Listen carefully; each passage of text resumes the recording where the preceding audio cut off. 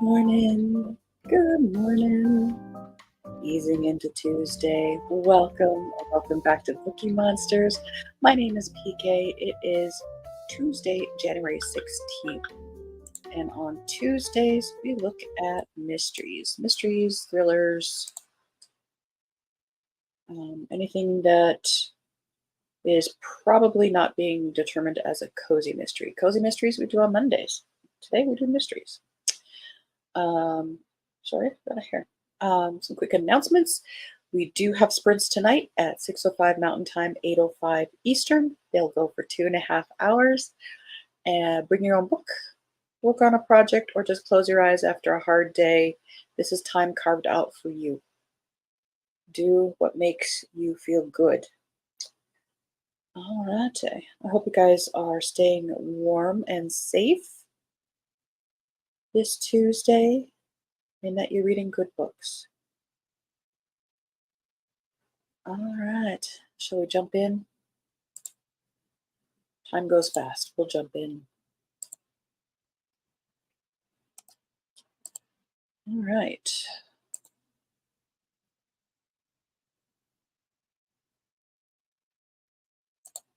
First up, The Fury by Alex Michaelides. This is a tale of murder, and maybe that's not quite true. At its heart, it's a love story, isn't it? Lana Farrar is a reclusive ex-movie star and one of the most famous women in the world. Every year, she invites her closest friends to escape the English weather and spend Easter on her idyllic private Greek island. I tell you this because you may think you know the story. You probably read about it at the time. It caused a real stir in the tabloids, if you remember. It had all the necessary ingredients for a press sensation: a celebrity, a private island cut off by the wind, and a murder. We found ourselves trapped there overnight. Our old friendships concealed hatred and a desire for revenge. What followed was a game of cat and mouse, a battle of wits full of twists and turns, building to an unforgettable climax. The night ended in violence and death as one of us was found murdered. But who am I?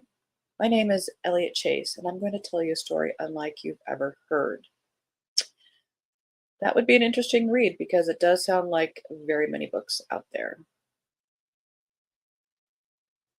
But first person, I'm somewhat intrigued. I would at least read the first few paragraphs to see if the voice is calling to me.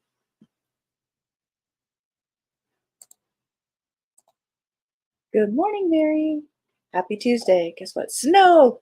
The puppers and I are ecstatic. Wow, 3 inches or so. So pretty. Fantastic.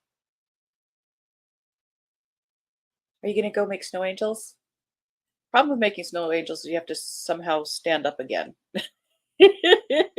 Down is pretty easy. Getting up is harder. Oh, I'm happy. I bet it is very pretty. Let's get rid of this banner while I'm over here.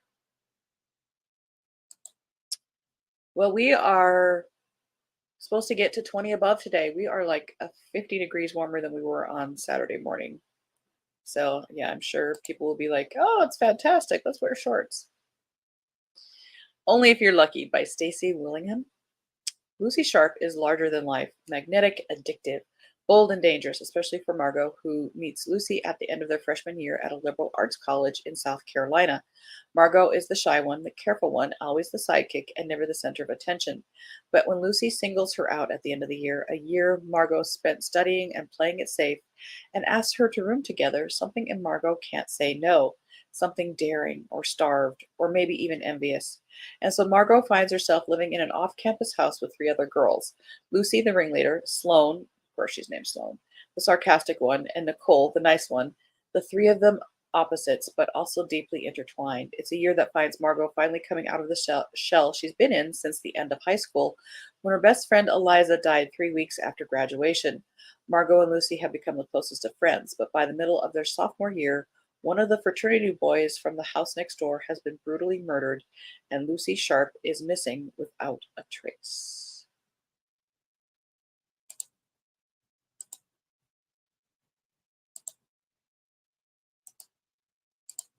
Hero. Now, this one is not on some of the lists, so I'm going to double check by Thomas Perry, which is a big name in mystery. I'm going to double check the date. Oh, we're good. All right.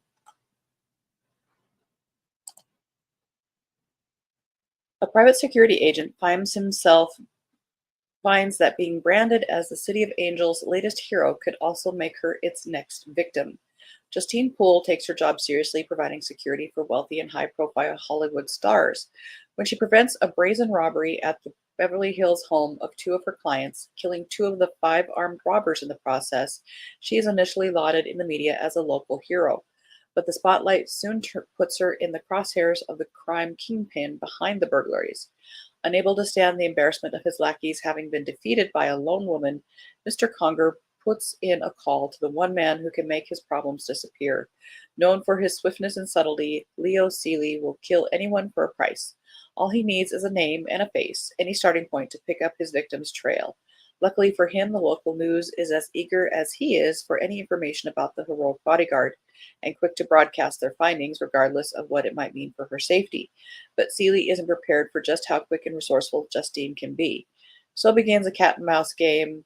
Cat and mouse, we're going for a hat trick here pretty soon, between two people who know more about how to take down one's enemies than anyone else in the business. Justine finds herself up against both a hardened killer and a fickle media landscape that can just that can be just that can just as soon turn on her as celebrate her in this high stakes thriller. Dot, dot, dot, dot, dot.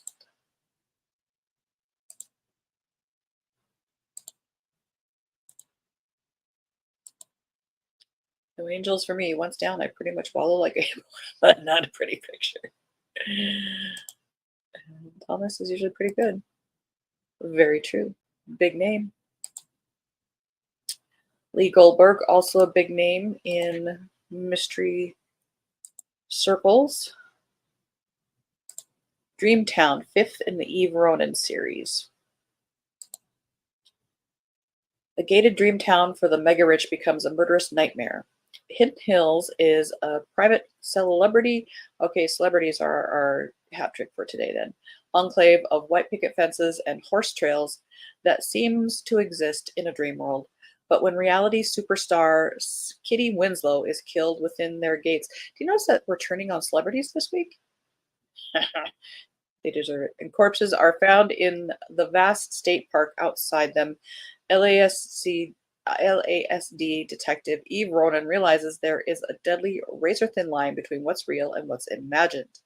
Eve discovers that Kitty's surreal on and off camera life, a blur of fact and fantasy, shockingly mirrors her own as she struggles to investigate the killings, wade into a music industry war, and battle a vicious Chilean gang, all while her life is being turned into a fictional cop show directed by her estranged father.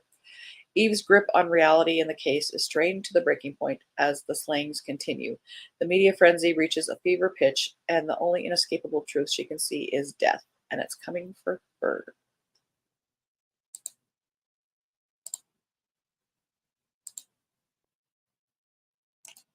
Her silent bones.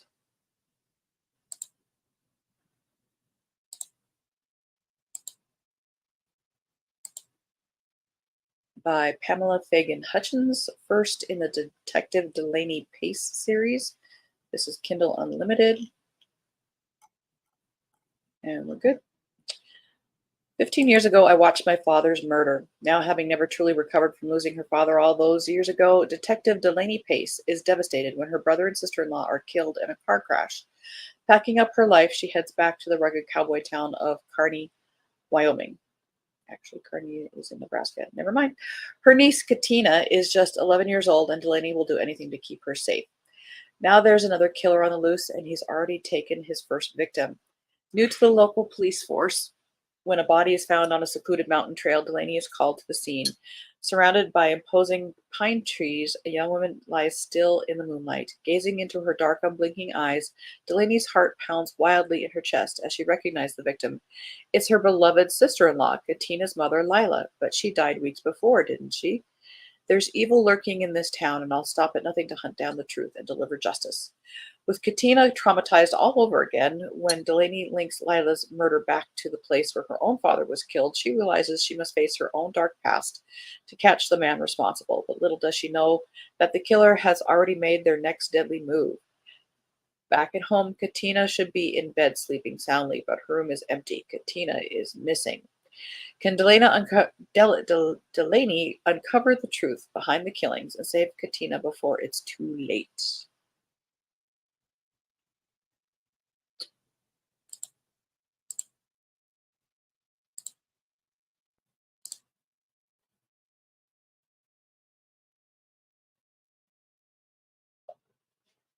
I don't like Kid Jeopardy books.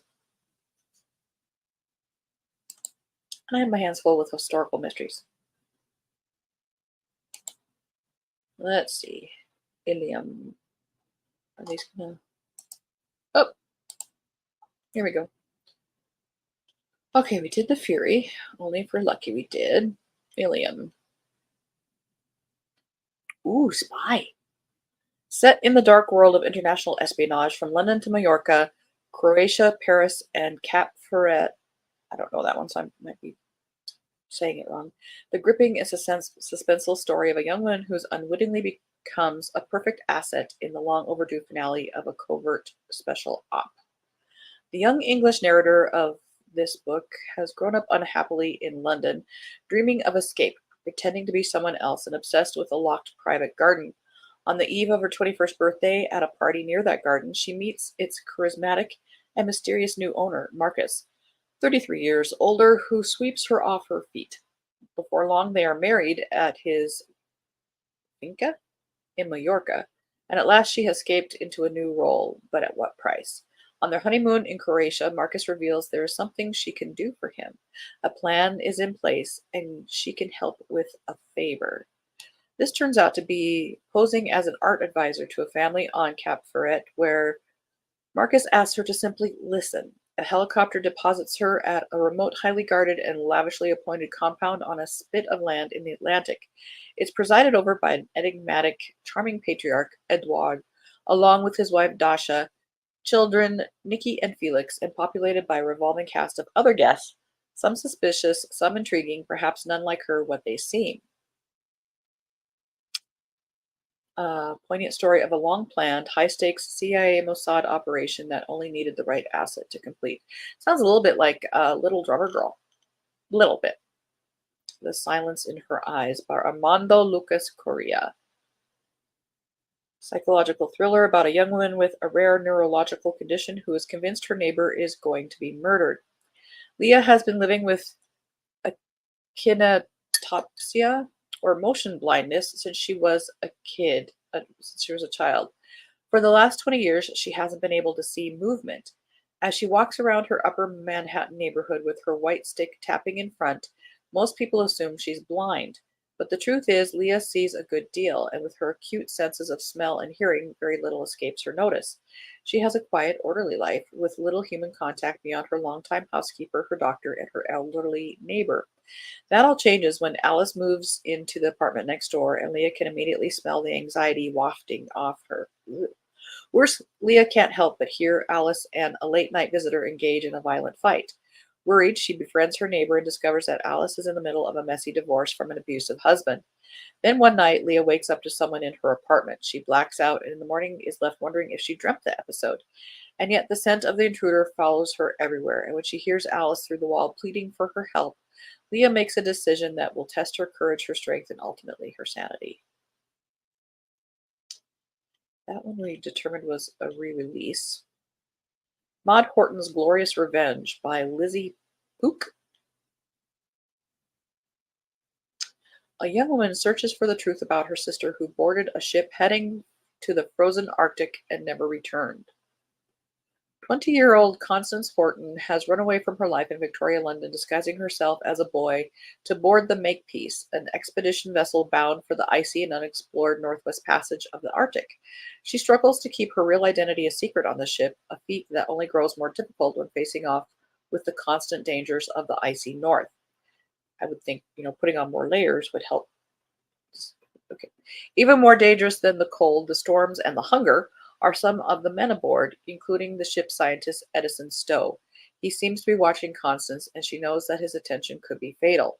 In London 2 years later, Maud Horton is searching for the truth. After being told by the British Admiralty that her sister's death on board the Makepeace was nothing more than a tragic accident, she receives a diary revealing that Edison Stowe had more of a hand in Constance's death than the returning crew acknowledged. In order to get the answer she needs, Maud decides to shadow Edison. She joins him on a new venture he started to capitalize on the murder mania that has all of London in a frenzy, a travel company that takes guests around the country via train to witness public hangings, to extract the truth from him in any way possible. As tensions and dangers mount, it ultimately falls to Maud to enact the ultimate revenge to get justice for her sister. I love historicals, but that does not sound fun. Yeah, absolutely. Lizzie Pook. I just think, hey, Pookie. Where the Body Was by Ed Brubaker and Sean Phillips. Like a true crime podcast crossed with a long lost diary, which a lot of books are doing, Where the Body Was is unlike anything they've done before. Must read for blah, blah, blah. A boarding house full of druggies, a neglected housewife, a young girl who thinks she's a superhero, a cop who wants to be left alone, and a private detective looking for a runaway girl. These stories collide in one fateful summer, a tale of love and murder in the suburbs told from a dozen different points of view. All the neighbors on the block have an opinion about the murder and how it happened, but which of them is telling the truth? Starting with a map of the crime scene, this murder mystery follows the ripples of this killing as they echo through decades of love and loss and passion and violence. The Night of the Storm. A fresh take on the classic locked room thriller about a multi-generational Indian American family marooned in a house with a murderer during Hurricane Harvey. Hurricane Harvey is about to hit Houston. Meanwhile, single mom Gia Shah is already having a rough week.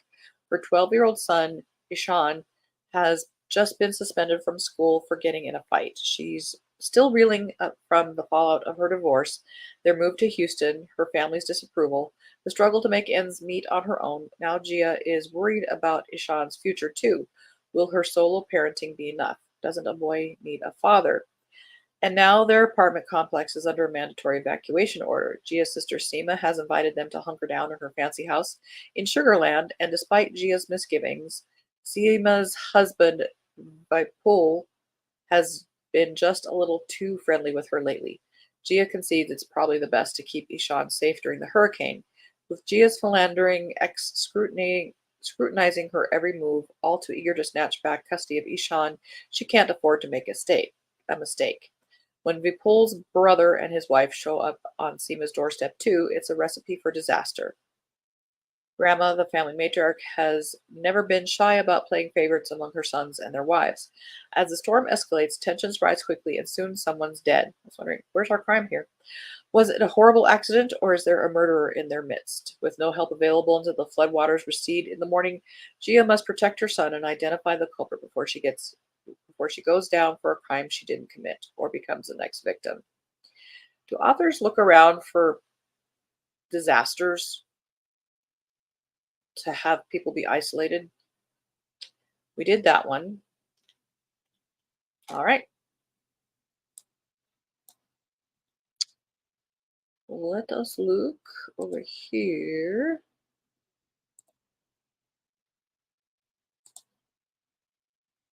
And see if there was anything else. Did that one, did that one, did that one. Didn't do this one. The Search Party by Hannah Richel. Locked room mystery about a glamping trip gone horribly wrong when a powerful storm leaves the participants stranded. See, they look for things like this and forced to confront long-held secrets and a shocking disappearance. Max and Annie Kingsley have left the London rat race with their 12-year-old son to set up a glamping site in the wilds of Cornwall. Eager for a dry run ahead of their opening, they invite 3 old university friends. Never do that. and their families for a long needed reunion.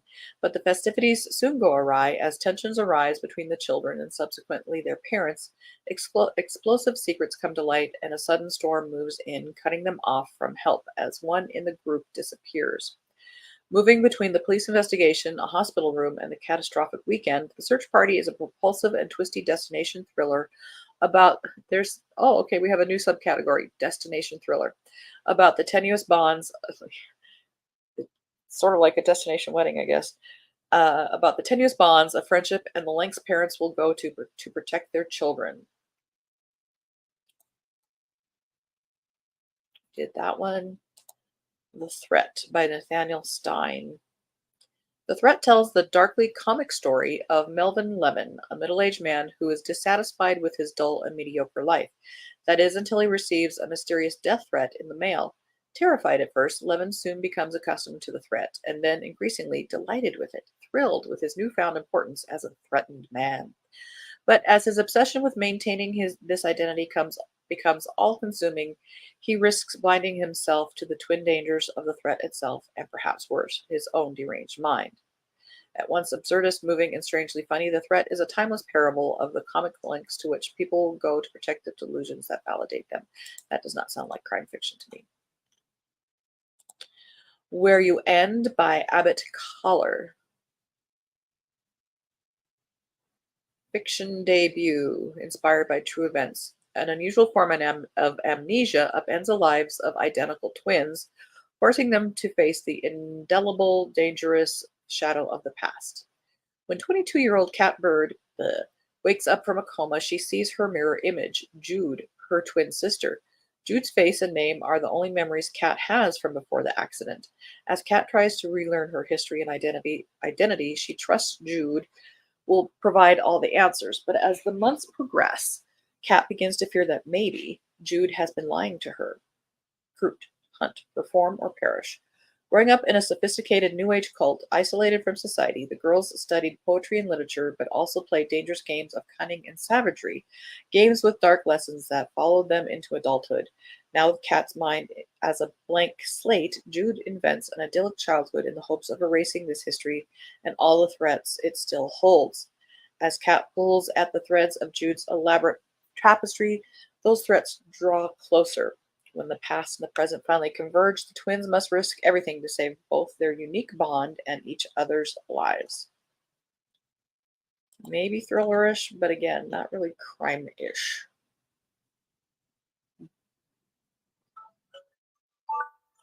But we timed that perfectly. Good job, everybody.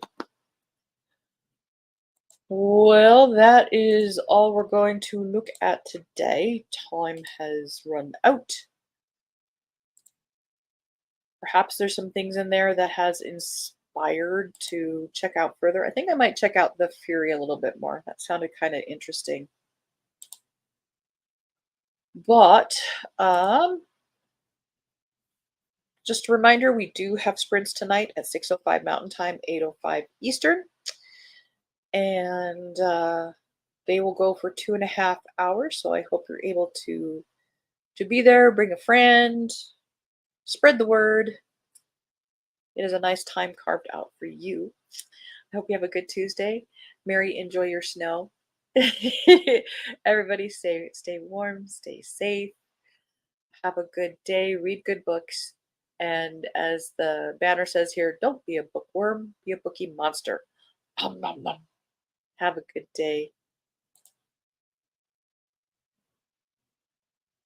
Oh, I bought a couple things. Magnets and some chain, but I don't really need them, but I did wanted to help out. But I don't think Randy would really care if we didn't or not. You were a very good girl. So I'll see you guys later. Have a very good day. God bless.